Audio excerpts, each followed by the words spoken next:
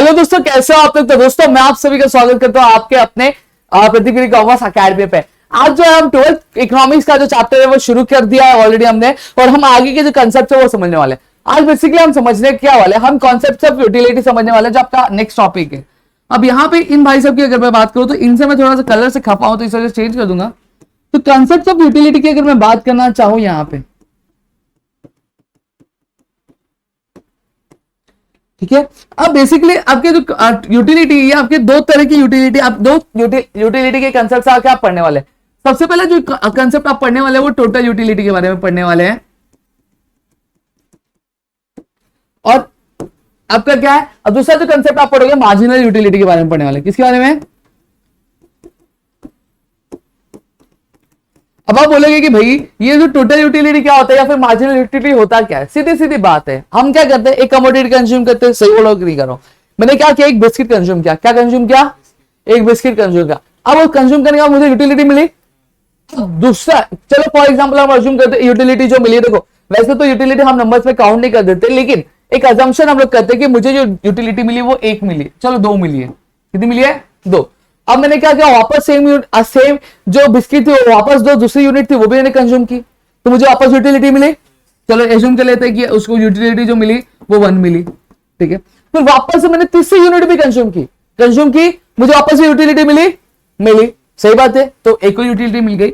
अब जब मैंने जितने भी यूनिट्स जो थे कमोडिटी के वो कंज्यूम, यूनिट्स मतलब क्या होता है, जैसे बिस्किट क्या हो गया, एक कमोडिटी होगी। अब उसकी यूनिट्स क्या होंगे, एक बिस्किट, दो बिस्किट। एक बिस्किट मतलब एक यूनिट, दूसरा बिस्किट मतलब दूसरा यूनिट, तीसरा बिस्किट मतलब तीसरा यूनिट, दोनों का टोटल 3 यूनिट हो गए। समझ में आ गया?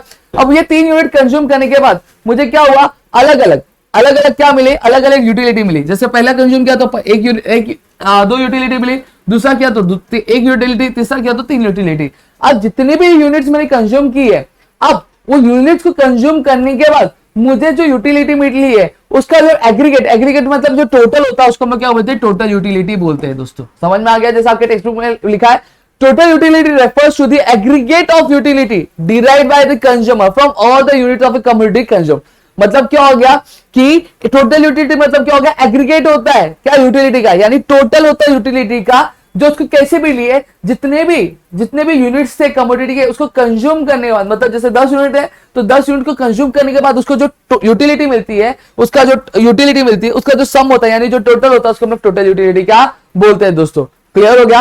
अब मार्जिनल यूटिलिटी क्या होता है, देखो पहले मैंने क्या किया, 2 यूटिलिटी मिली थी। कितनी मिली? 2 यूटिलिटी मिली। अब मैंने दूसरा यूनिट कंज्यूम किया तो मुझे क्या मिला, एडिशनल यूनिट, मतलब एक और क्या, यानी एक चीज एक यूनिट और ऐड किया, एडिशनल यूनिट बोलेंगे उसको हम लोग। तो एक जब एडिशनल यूनिट में खा रहा हूं यानी कंज्यूम कर रहा हूं तो मुझे यूटिलिटी क्या मिलेगी, एडिशनल यूटिलिटी मिलेगी कि नहीं मिलेगी?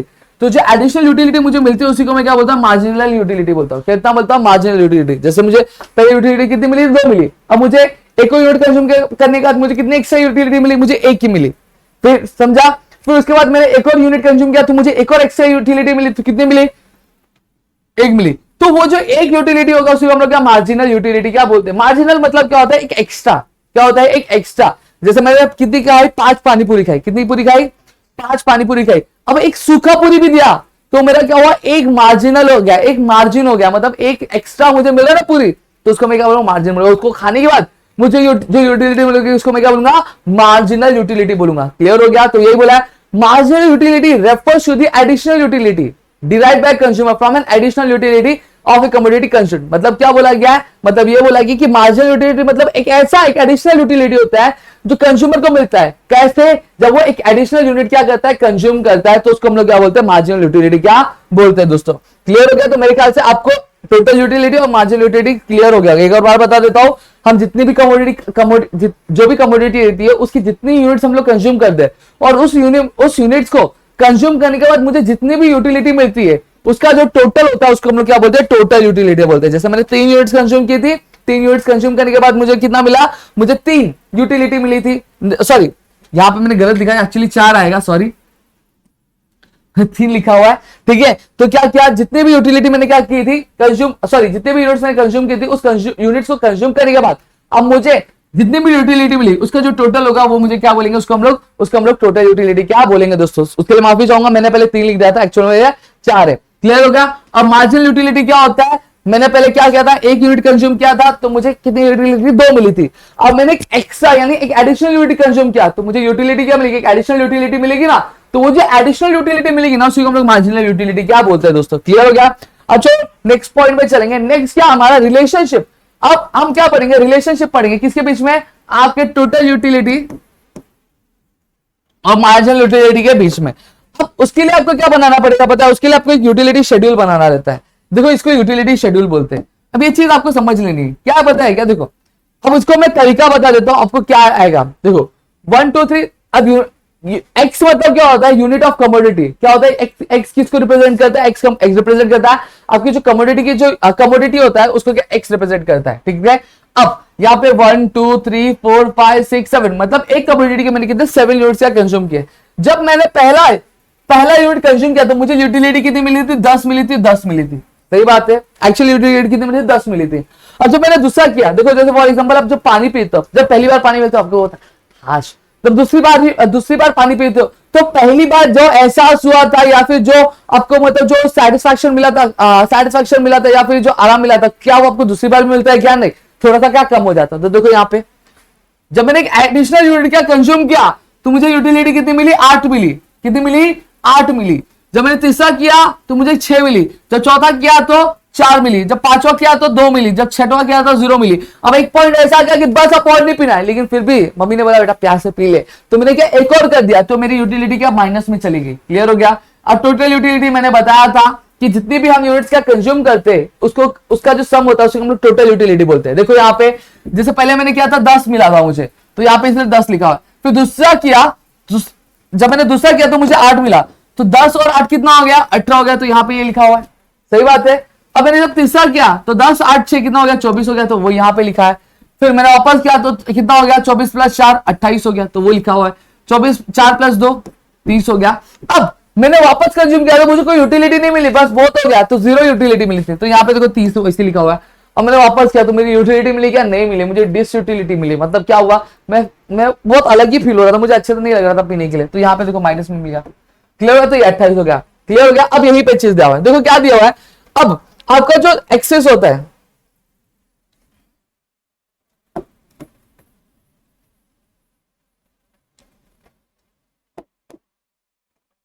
उसको मैं छोड़ा दे लेता। अब यहाँ पे हम लोग जब भी ग्राफ बनाते हैं, हमने 10th स्टैंडर्ड में हमने ग्राफ बनाया हुआ है, तो हम देखते हैं आपका ग्राफ जो इस तरह से होता है, सही बात है। अब ऊपर वाला जो एक्सिस होता है इसको हम लोग वाई एक्सिस बोलते हैं, और इसको हम लोग क्या बोलते हैं, हमारी एक्स बोलते हैं, हमारी एक्स एक्सिस बोलते हैं, क्लियर हो गया। और वाई एक्सिस पे क्या रहेगा, एक्स एक्सिस पे क्या रहेगा, तो वाई एक्सिस बेसिकली क्या मेजर करता है, आपका टोटल यूटिलिटी और मार्जिनल यूटिलिटी मेजर करेगा। तो आप क्या लिखोगे, x axis is measuring the total and the marginal utility, समझ में आ गया। वहीं पे वाई एक्सिस क्या आपका सॉरी वाई एक्सिस एक्चुअली आपका क्या करता है, आपका मेजर करता है टोटल यूटिलिटी और मार्जिनल यूटिलिटी। वही आपका क्या होता है, एक्स एक्सिस क्या मेजर करता है, क्या रिप्रेजेंट करता है, आपके यूनिट्स ऑफ कमोडिटी क्या करता है, आपको रिप्रेजेंट करता है। इतनी चीजें क्लियर हुई। अब यहां पे ध्यान देना, अब हम क्या करेंगे, हम प्लॉटिंग करेंगे। जब प्लॉटिंग करेंगे तो कैसा आएगा, 0 आएगा, ठीक है। यहाँ पे इंटरवल देंगे, 4 लिया, फिर उसके बाद 8 लिया, फिर उसके बाद 10 लिया, फिर उसके बाद हमने कितना लिया, हमने उसके बाद आपका लिया 12 लिया, फिर 60 लिया, फिर 16 ऊपर आपको दिख रहा है। अब यहाँ पे आपको इसकी मदद से क्या दिखाऊंगा, अब यहां पे देखो,